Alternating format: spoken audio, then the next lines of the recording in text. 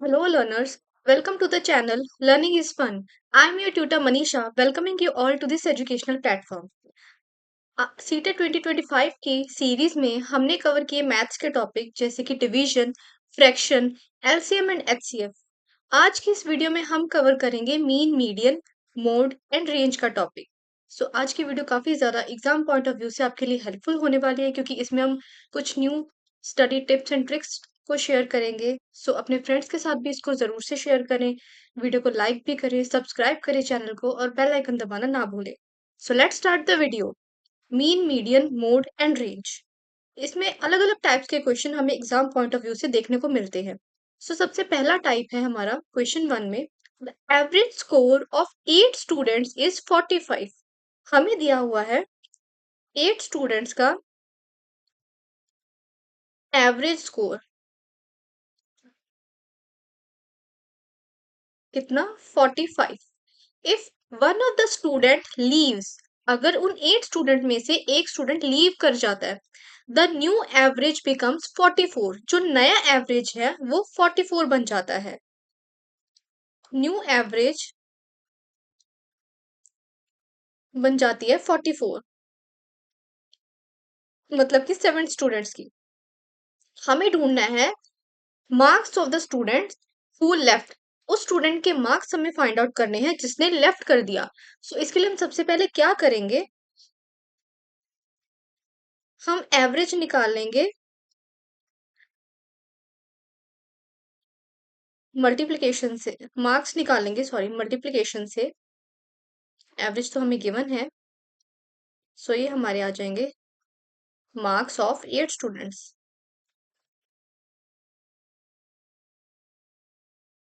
इसके लिए हम क्या करेंगे, सबसे पहले हम फॉर्मूला लगाएंगे मीन का, क्योंकि एवरेज हमें एवरेज गिवन है और एवरेज हम किसे कहते हैं, मीन को, राइट।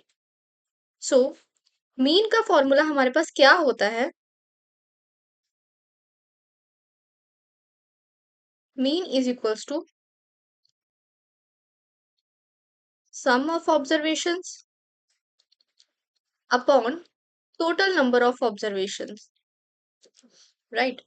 अब हमें यहाँ पे एवरेज गिवन है, मीन मतलब एवरेज, वो हमें गिवन है और टोटल नंबर भी हमें गिवन है। हमने सम ऑफ ऑब्जर्वेशंस यहाँ पे फाइंड आउट करना है, मतलब मार्क्स ऑफ 8 स्टूडेंट्स हमने फाइंड करना है। उसके लिए हम क्या करेंगे, सम फाइंड करने के लिए मीन को मल्टीप्लाई कर देंगे टोटल से, टोटल नंबर ऑफ ऑब्जर्वेशंस जितनी दी हुई हैं। इन दैट केस हमारे पास मीन कितना गिवन है, 45, और total number of students given है 8। इन दैट केस हमारा आंसर आ जाएगा 360।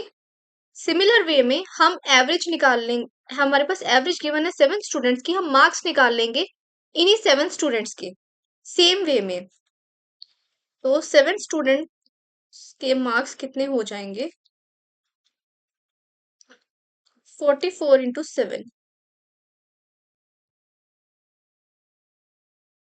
ओके, तो अब हमें उस एक स्टूडेंट के मार्क्स फाइंड आउट करने हैं जिसने लेफ्ट कर दिया। 8 स्टूडेंट्स के हमें मार्क्स पता चल गए, और जब लेफ्ट हो गया एक स्टूडेंट तो 7 स्टूडेंट्स के कितने मार्क्स रह गए वो पता चल गए। हम क्या करेंगे, दोनों को सब्ट्रैक्ट कर देंगे और वो एक स्टूडेंट जिसने लेफ्ट कर दिया उसके मार्क्स हमें मिल जाएंगे। सो सब्ट्रैक्शन से हमारे पास आंसर कितना आ गया, 52। So option number 1 is our correct answer. Now let's come to the second question. अब ये है टाइप 2, जो कि हमें एग्जाम में पूछी जाती है। The marks obtained by students are, हमें मार्क्स गिवन है जो स्टूडेंट्स के हैं। What is the difference between mean and mode, हमें डिफरेंस निकालना है मीन और मोड का। मीन का हमने अभी पढ़ लिया कि वो क्या होता है, average, sum of observations upon total number of observations. अब मोड क्या होता है, मोड होता है कि जो वैल्यू सबसे ज्यादा टाइम रिपीट हो रही है सेट, डाटा सेट में जितनी बार, जितनी ज्यादा वैल्यू वो रिपीट हो रही है वही उसका मॉड हो जाएगी। थोड़ा और इसको समझते हैं क्वेश्चन को सॉल्व करते करते। सबसे पहले मीन हमने फाइंड करना है। उसके लिए क्या करेंगे, ये जो डेटा सेट है इसको हम असेंडिंग ऑर्डर में अरेंज कर लेंगे।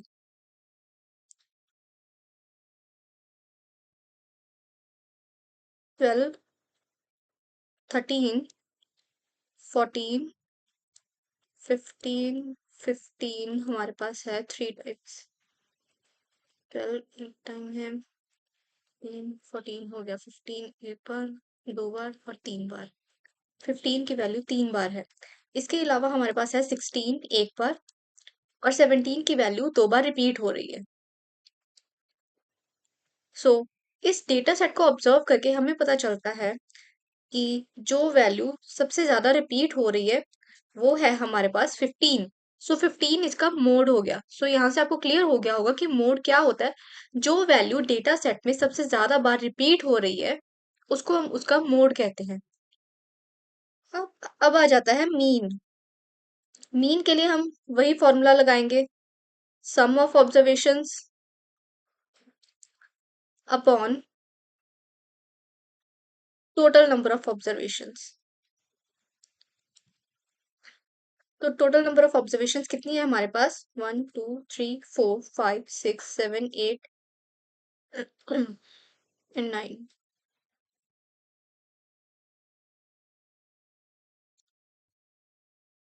15 थ्री टाइम्स रिपीट हो रहा है। 9 है टोटल नंबर ऑफ ऑब्जर्वेशंस। अब इसका सम फाइंड आउट कर लेते हैं। इसका सम कितना आएगा? 10, 20, 30, 39 एंड 44। 4 5 6 7 8 9 10 11 12 एंड 13, 134। इसको सॉल्व करके हमारे पास आ गया 134। 134 को 9 से डिवाइड करेंगे 9 4 जा 36। यहाँ से हमारे पास आ गया 8, 9 8 से 72। तो इसकी वैल्यू हमारे पास आ गई 14.8, जो कि सिमिलर है 15 के, ऑलमोस्ट सेम है। सो हम इसको ऐसे तो फाइंड आउट कर नहीं सकते क्योंकि हमें जो इसका डिफरेंस निकालना होता है हम होल वैल्यू लेके मोस्टली सॉल्व करते हैं। सो इन दैट केस हमारे पास मोड की वैल्यू भी 15 आई और मीन की भी वैल्यू ऑलमोस्ट 15 आई। जब दोनों की सब्ट्रैक्शन करेंगे तो हमारे पास रिजल्ट आएगा 0। So option number 1 is our correct answer, 0। Now let's come to the next question. अगली टाइप समझते हैं इसकी। ये क्वेश्चन थोड़ा सा ट्रिकी है, इसको ध्यान से करना है। हमें गिवन है if the median of the data set, ये हमें डेटा सेट दिया हुआ है, इसका मीडियन हमें x गिवन है, and the median of the data after replacing 5 with 25 and 6 with 26 is y। हमें गिवन है कि इस डेटा सेट में अगर 5 को रिप्लेस कर दे 25 से और 6 को रिप्लेस कर दे 26 से तो हमारे पास मीडियन की वैल्यू आती है y। हमें वैल्यू निकालनी है y माइनस एक्स, और ये मॉडुलस फॉर्म में है, मतलब कि हम वैल्यूज को एडजस्ट कर सकते हैं, ये कभी भी नेगेटिव नहीं होगा। सबसे पहले इस डेटा सेट को हम असेंडिंग ऑर्डर में अरेंज कर लेते हैं। सबसे स्मॉलेस्ट वैल्यू है इसमें 5, 5 हो गई smallest. Then we have 6 and 7, then 8, 9 नहीं है 10 हो गई। Then we have 11, 12, 14 and 19, 14 and 19। अब हमने पिछले क्वेश्चंस में मीन की बात कर ली, मोड की बात कर ली, अब हम करेंगे मीडियन की बात। मीडियन क्या होता है? जो उसका मिडल टर्म होती है, हम मोस्टली उसको मीडियन बोलते हैं। मतलब अगर ये डेटा सेट की 9 वैल्यूज हैं तो उसकी मिडल टर्म जो होगी वो हमारे पास मीडियन होगी, मतलब कि फिफ्थ वाली टर्म। इस डेटा सेट में हमारे पास कितनी वैल्यूज हैं? 1 2 3 4 5 6 7 8 एंड 9, 9 वैल्यूज हैं। सो इसकी फिफ्थ वाली वैल्यू ये हमारे पास हो गई मीडियन। मतलब x की वैल्यू हमारे पास आ गई 10। अब उन्होंने क्वेश्चन में कहा है कि अगर 5 को रिप्लेस कर दे 25 से, हमें कहा गया है कि 5 को रिप्लेस कर दे अगर 25 से और 6 को रिप्लेस कर दे 26 से, फिर हमने जो मीडियन की वैल्यू निकालनी है वो y के इक्वल होगी। सो इसको फिर से हम अरेंज कर लेंगे असेंडिंग ऑर्डर में। ये हमारे पास क्या हो जाएगा, 7 8 10 11 12 14 19 25 एंड 26। अब इसका मीडियन कितना आएगा, 12। मतलब y की वैल्यू हमारे पास आ गई 12। हमें फाइंड करना है क्वेश्चन में x माइनस वाई। सो x माइनस वाई की वैल्यू या फिर y माइनस एक्स की वैल्यू कितनी हो जाएगी, 12 माइनस 10, दैट इज 2। सो हमारे पास correct answer is option number 2। Now let's come to the next question. Question number 4 is the average age of girls in a group is 14 years. Average age जो है girls की वो 14 years दी गई है। And the average age of all boys and girls, मतलब average age जो है वो टोटल की, मतलब बॉयज और गर्ल्स दोनों की, वो 16 ईयर्स की बने। If there are 5 girls, girls कितनी है 5 और बॉयज कितने हैं 10, what is the average age of the boys. हमें बॉयज की एवरेज एज निकालनी है। उसके लिए हम सबसे पहले क्या करेंगे, जैसे कि हमने फर्स्ट वाले क्वेश्चन में सॉल्व किया था, सिमिलर वे में हम क्या करेंगे,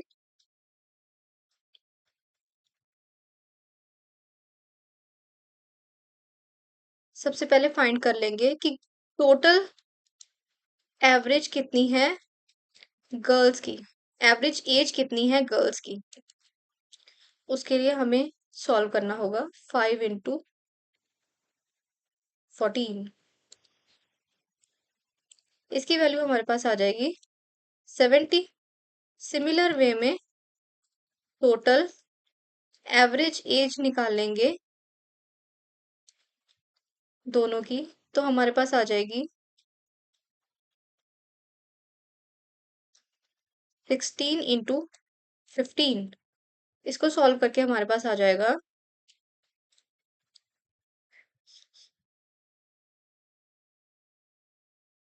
16 इंटू 15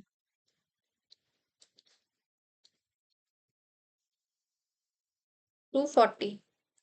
अब दोनों को सब्ट्रैक्ट कर देंगे, मतलब कि टोटल की एज से हम सब्ट्रैक्ट कर देंगे गर्ल्स की जो एज है, तो हमारे पास आ जाएगा जितनी की बॉयज की एज है। तो सब्ट्रैक्शन के बाद हमें मिला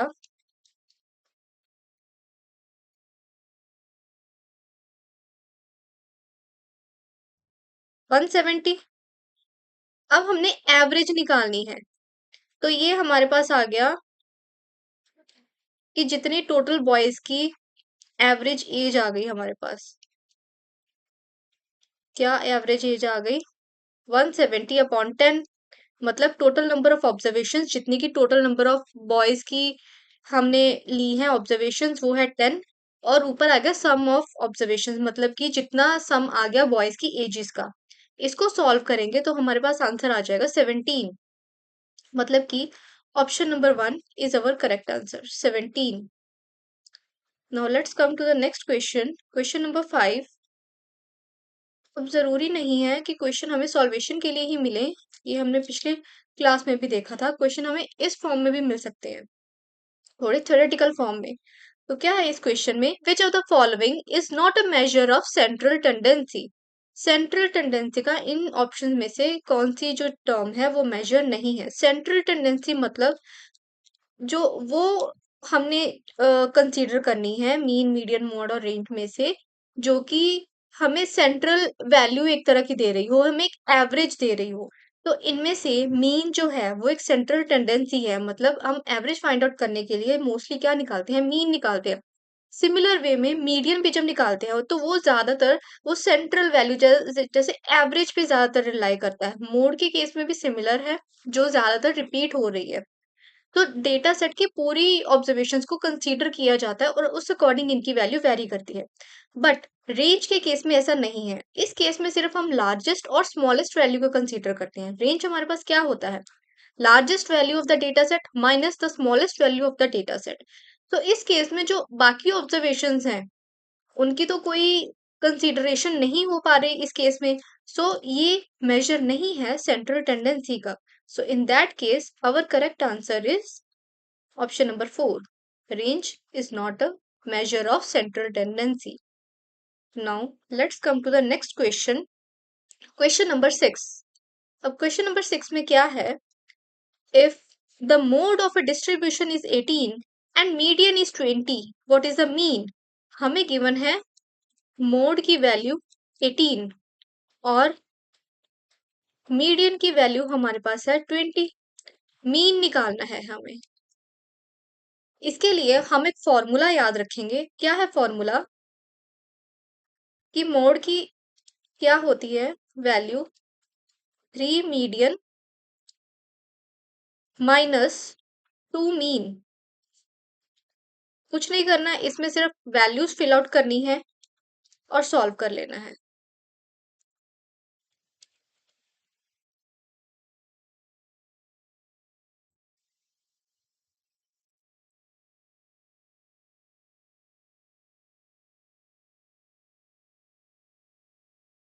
एम की वैल्यू मतलब मीन की वैल्यू हमारे पास आ गई 21। करेक्ट आंसर हमारे पास आ गया option number 1,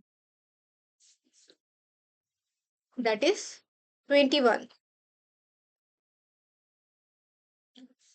now next question is, इसके सिमिलर ही है next question. The mean of A data set is 25। इस केस में हमें मीन दिया हुआ है 25 एंड मीडियन की वैल्यू हमें गिवन है 30। मोड की वैल्यू फाइंड करनी है। As we have discussed just now कि हमारे पास फॉर्मूला होता है कि मोड किसके इक्वल होता है? 3 मीडियन माइनस 2 मीन। इसमें हमारे पास मीन की भी वैल्यू है, मीडियन की भी वैल्यू, दोनों वैल्यूज पुट करेंगे हमारे पास आंसर आ जाएगा। सो ये क्वेश्चन आपका आज का होमवर्क क्वेश्चन हो गया।